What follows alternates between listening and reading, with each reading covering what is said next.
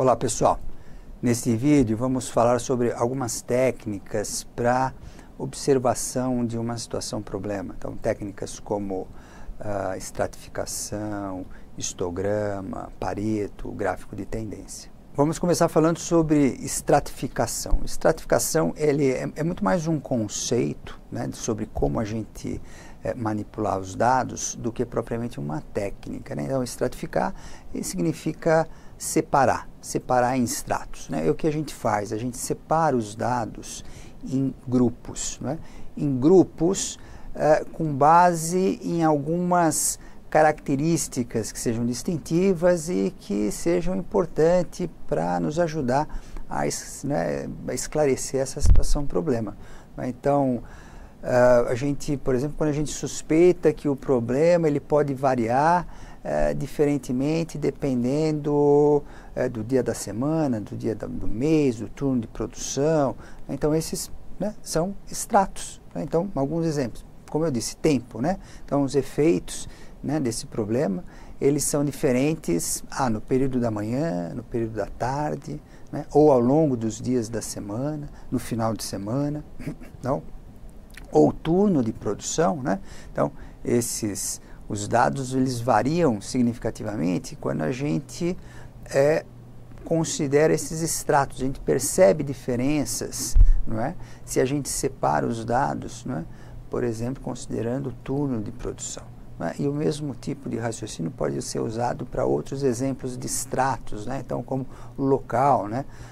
Os efeitos eles são diferentes dependendo da linha de produção que a gente considera ou do equipamento que a gente considera, né? Pensando no chão de fábrica, né? Ou matéria-prima, né? De novo, né? Dependendo da matéria-prima, os resultados serão diferentes. Então a gente pode estratificar os dados em função da matéria-prima sendo usada. Operador, né? Então diferentes operadores levam a resultados diferentes, então é importante a gente separar os dados, né, nesses diferentes estratos. Então a estratificação é um conceito muito importante para a gente manipular esses dados, tá bom? Muito bem, uma outra técnica bastante importante, né, uma técnica estatística, é o histograma. O histograma ele nos ajuda a visualizar a dispersão de dados, né, de dados aleatórios, né, como, por exemplo, resultados de um processo de fabricação. Então, os dados eles são agrupados em intervalos, né, intervalos de variação. Então, essa variação ela acontece num contínuo, né, a gente está falando de uma variável contínua, e o que a gente faz é agrupar esses resultados em intervalos, né? E a gente usa essas barras, né, para indicar essa frequência de ocorrência de resultados dentro desses intervalos, tá bom? Então, e a altura, portanto, a altura de cada uma das barras, ela tem a ver com essa frequência de ocorrência de resultados. Então, nesse exemplo, o que a gente tem é que a maior ocorrência acontece no intervalo de 9.9 até 10.1. Muito bem. E como a gente constrói um histograma? Então, o que a gente vai fazer é coletar um determinado conjunto de resultados que vai variar, né, obviamente, de situação para situação. A gente vai escolher um número de intervalos em que a gente vai dividir, ou seja, quantas barras a gente vai ter, né? E, claro, não existe uma regra única para essa escolha desse número de intervalos, existe uma orientação, né? Em função do tamanho da amostra, a gente pode pensar em alguns números de intervalos, né? Muito bem, então, o que a gente faz é, primeiro, assim, considerando um conjunto de dados, a gente vai procurar identificar qual que é essa amplitude de variação dos dados, ou seja, qual que é o menor resultado do conjunto de dados que temos e qual que é o maior resultado. E com isso a gente vai calcular essa amplitude, a diferença entre o maior e o menor.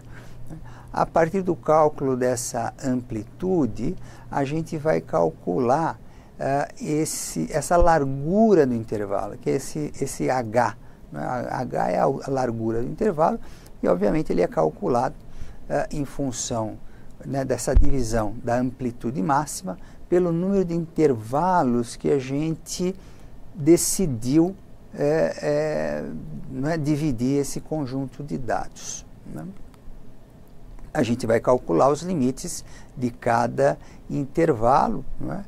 E sempre seguindo essa regra, né? Então, o primeiro intervalo vai ser o menor resultado, né?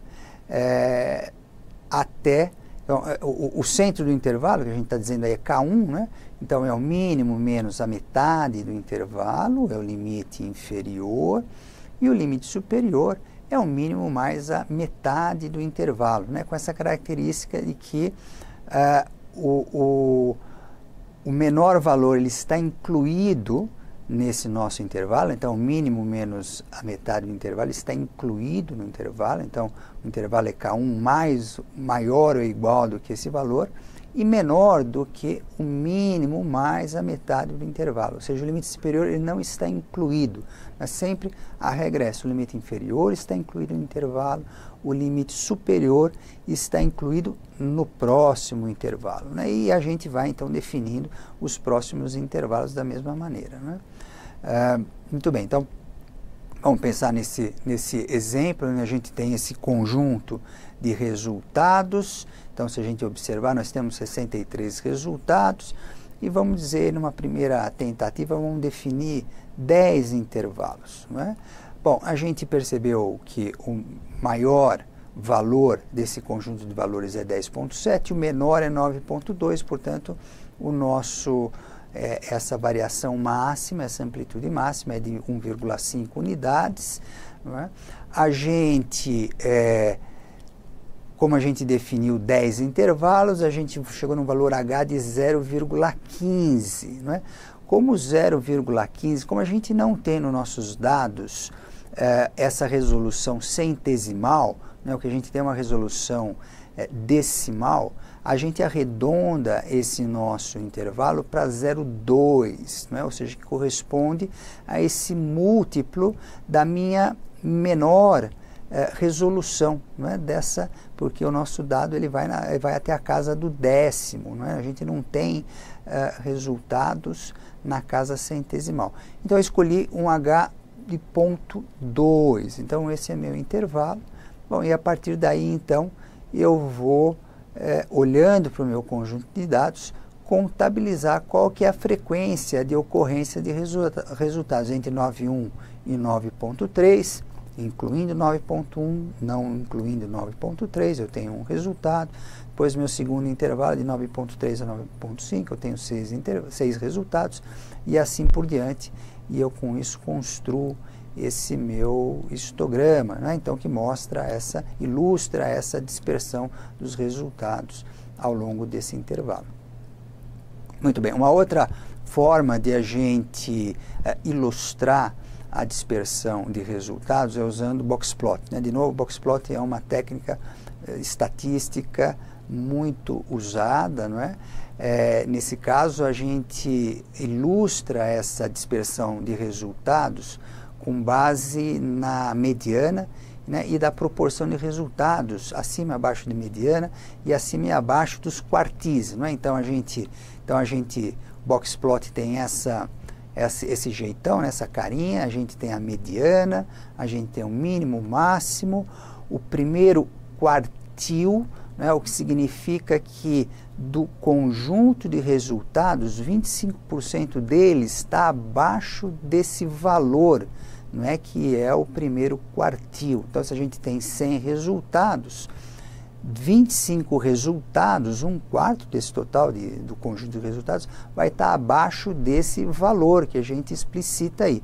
A mesma coisa para a mediana, não é? E para o terceiro quartil. Então, o terceiro quartil significa que, bom, se a gente tem 100 resultados, 75 resultados vão estar abaixo desse valor que a gente explicita no boxplot, né? Então, né, essa região especifica esses 50% de resultados. Nesse mesmo exemplo, né, então, a gente tem já os dados, né, ordenados do menor para o maior, então o mínimo é o 9,2. A gente tem 25% do conjunto de 63 resultados abaixo de 9,7. 9,7 ou abaixo de 9,7. 50% dos resultados abaixo de 9,9. 9,9 ou abaixo. 75% dos resultados 10,2 ou abaixo de 10,2. E por último, o máximo valor é 10,7. Tá bom? Então, com isso, a gente por meio da mediana, né, e dessas proporções, primeiro quartil, segundo quartil, a gente consegue ilustrar um pouco como está essa dispersão de resultados. Muito bem, uma outra forma de a gente apresentar essa variabilidade de resultados de um processo é por meio de um gráfico de tendência, né? Então, o histograma, ele nos apresenta essa variação no plano, não é? Então, a gente não consegue perceber como acontece a variação ao longo do tempo, né? Então, esse conjunto de dados, o mesmo conjunto de dados, né? Então, se a gente pensa num processo de fabricação, eles aconteceram ao longo do tempo, não é? Então, imagina que aqui a gente tenha resultados de um processo de envasamento, né? Envasamento de um líquido numa embalagem, né? Embalagem de tamanho de 10 decilitros, 100 ml. O que a gente tem aqui é a variação desse volume dentro de cada embalagem, né? Então a gente pode ter, se a gente olhar no tempo, nessa sucessão de resultados, a gente pode ter essa visão de como está essa variabilidade do resultado do processo de fabricação. A gente não tem aquela informação que o histograma nos dá, né? Ou seja, qual que é a frequência de resultados dentro de cada intervalo, mas aqui, de outro modo, a gente tem essa visão de como flutua essa variação ao longo do tempo. E pensando em processos de fabricação, e essa visão ela é importante, não é? Então, como um exemplo como esse, então a gente tem né, essa indicação de atrasos de entrega, né, de um delivery ao longo do mês, qual que é essa proporção, essa porcentagem de entregas com atraso ao longo do mês. De novo, é importante a gente ter essa noção de como acontece essa flutuação, se acontece uma flutuação, né, qual que é essa característica, tá bom? Então, é uma outra forma de a gente ilustrar essa dispersão de resultados.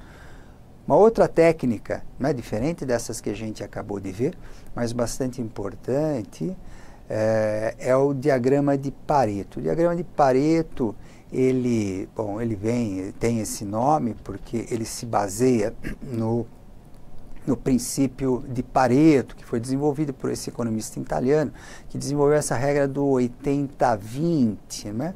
Querendo dizer que,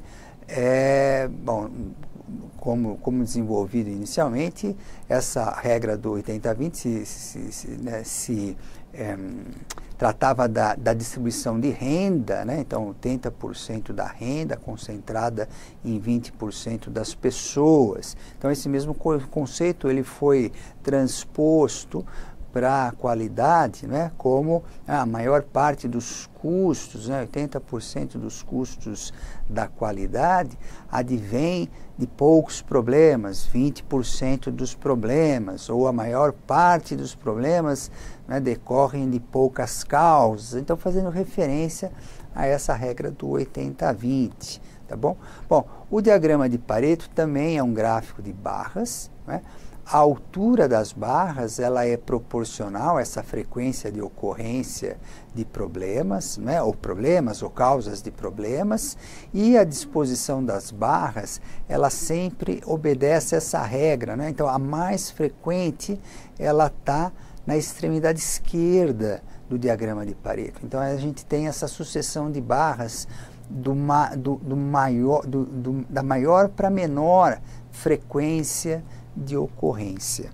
E para construir um diagrama de Pareto, a gente pode usar esse conceito de estratificação. Então eu posso construir Pareto, por exemplo, para essa ocorrência de problemas no turno do dia. Então eu vejo lá problemas de não conformidade, falta de peça, máquina parada, como os principais problemas do turno do dia. E estratificando os dados, e analisando os dados do turno da noite, eu posso perceber que, bom, o problema mais frequente nesse caso do turno da noite é máquina parada. Não conformidade é o segundo problema mais frequente. Então, com isso, eu consigo perceber esses problemas mais frequentes, mais recorrentes, em diferentes situações, analisando os dados de forma estratificada. Neste vídeo, vimos algumas técnicas básicas para observação de uma situação problema. Nos próximos vídeos, a gente vai falar um pouco sobre técnicas para analisar as causas, causas de problemas, causas raízes, assim como técnicas para priorização. Até lá, pessoal!